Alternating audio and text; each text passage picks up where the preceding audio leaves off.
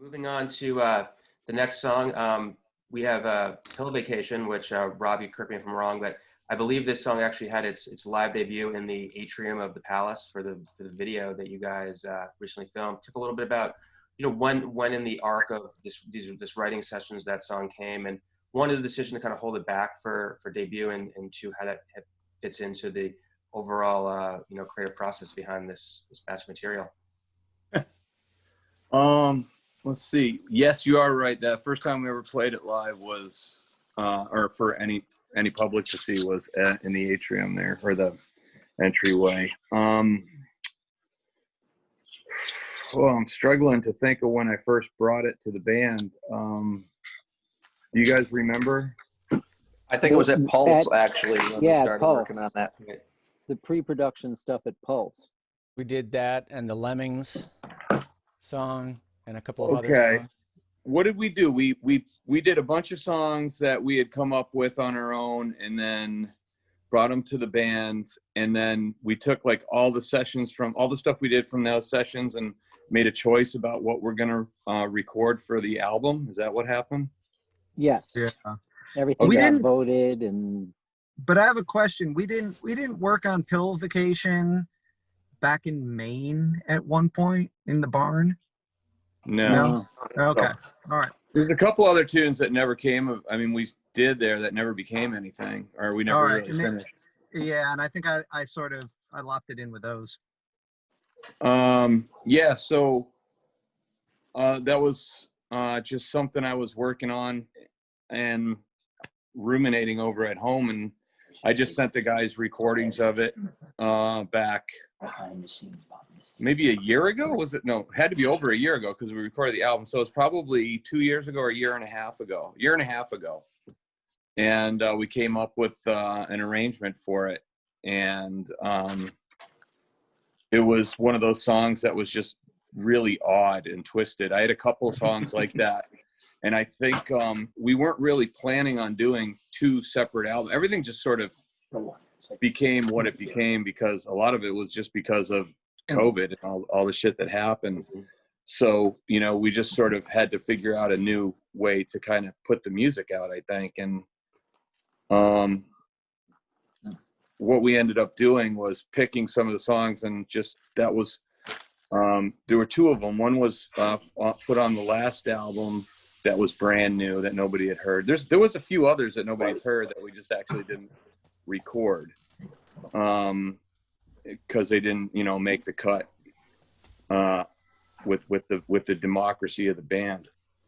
And this one fortunately did. And I had another one that was probably just as weird. And I think it was like sort of a thing like, which one of these weird ass songs are we gonna pick to be on the album? And that one was the one. There can be only and we one. decided, since nobody had heard it, it would be great to just debut it on the album. Although, I'm chomping at the bit every time we play live. I was like, you want to play the song, but you have to put it in your back pocket, which kind of is a struggle. You want to do the shiny new one. Yeah. I mean, I guess in terms of, you guys have ebbed and flowed on this over the years, but in terms of, how much material you want to kind of hold back for the studio release to be the first time the majority of the audience hears it versus, trying stuff out live, letting people have a connection with it, and obviously fine tuning it on stage. What was it like for both, the new release as well as your last album, in terms of the internal conversations of like, okay, we should hold this song back, or we should, make sure that we at least try this stuff out at least once or twice before we try to lay it down in the studio. It's rare that when we go into the studio, unless we really write the song in the studio, it's usually something that we've played before, whether it's only been for a couple months, or for a year or whatever. A lot of times it's because we constantly write, so we always have stuff that we've been playing. This record, or these two records, whatever, were weird in the fact that we had material, like an overflow of it. We had so much stuff that we could have put on these two records. And you know, the fact that we had 2 songs, and like Rob, I think you actually had more than one. There was 2 other songs of yours, one that you didn't think was ready, and one that we just, Pill Vacation was more polished at that point. You mean that that nobody had heard before? I had a couple. Yes, yeah. Oh yeah, yeah. And then there was also songs that we had played live that we didn't put on. Yeah, yeah. There was so much material for this record, so you know, it just worked out the way the songs broke up, that we actually had a song per album that we had never played live before. The Undertone off the other one wasn't played live until the stream from Utica. Yeah. Right. Right. So, but normally we have like a back catalog that we sort of need to get recorded so we can just clear it out and right. Because I think we had. Got to empty the chip bag before you open another bag of chips. I think we had 22 songs to choose that was our original list. I believe was like 22 songs that we dwindled down to what, 13 or 14.